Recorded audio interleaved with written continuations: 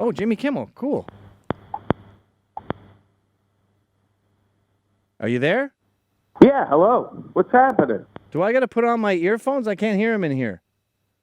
Yeah, technically, when you're a radio host, you're supposed to wear headphones. Yes, Well, we've actually surpassed that technology, Mr. Kimmel, and I can hear you you have. coming out of speakers in the sky. You've overcome that technology that is really 100 years old. It is. And look at me. I'm sitting here headphone free talking to you. Amazing. I know you're a busy man. We're honored to have you on the show. Thank you very much for calling in. I'm honored to call, Gavin. I really am. One quick question. How did Yes. you feel when you were giving someone the charity, a loser, you're giving them the charity of appearing on your show, and he answered his fucking phone? What?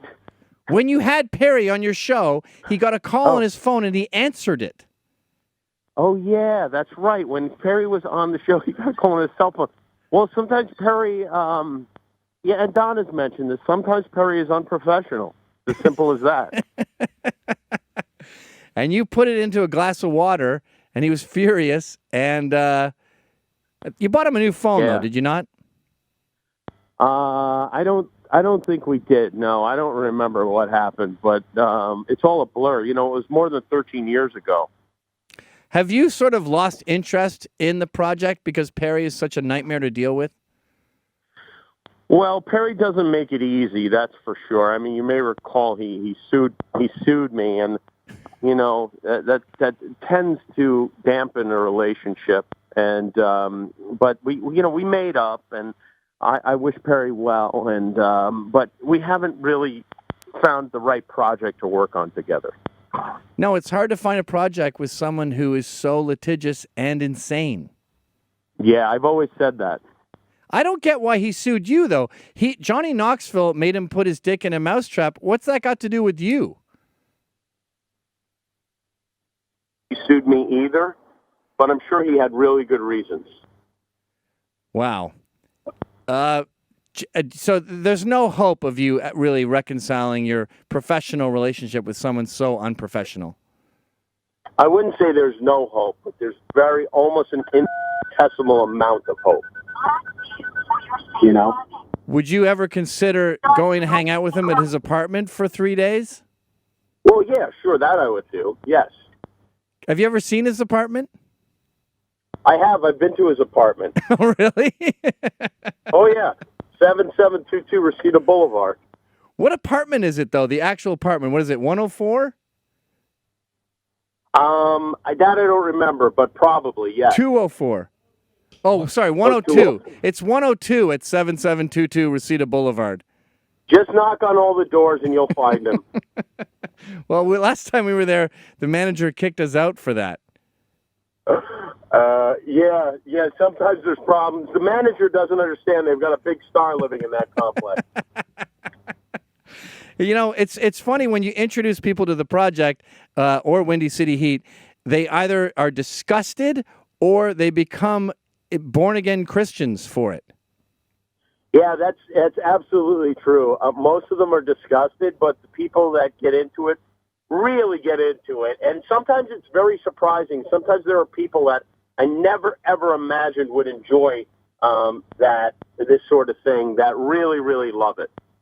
Yeah, like Morrissey. You think he'd be a softie, but he totally loved it.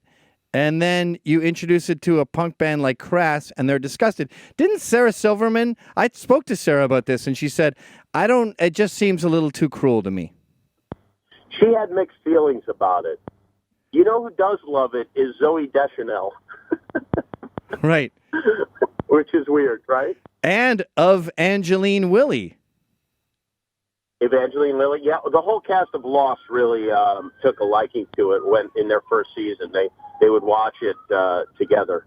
Well, didn't you introduce Perry to Evangeline Lilly, and he thought her name was of Angeline Willie?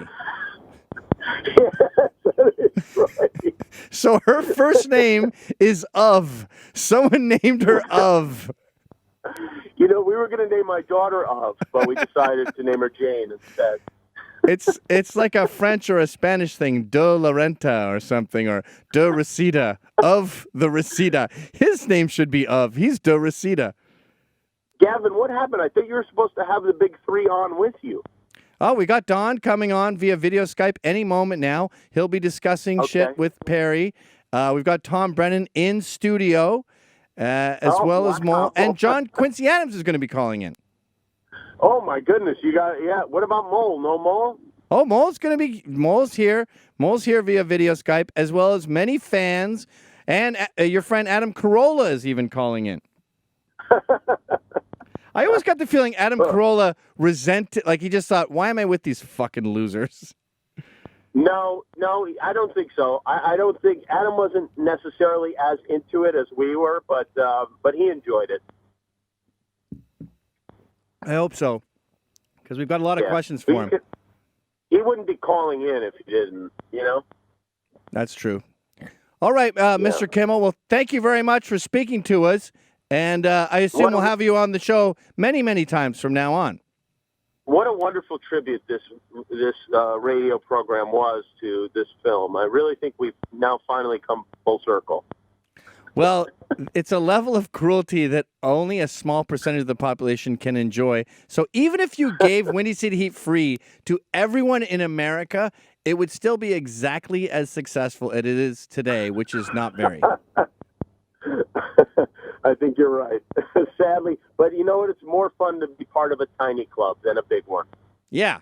The big club is fucking Taylor Swift and OAR or whatever. This is pure quality. Well, Taylor Swift and OAR also love the movie, so there you go. Oh, yeah. Maybe I got it wrong. Maybe it's only for the elites. Maybe it's only for the top 1%.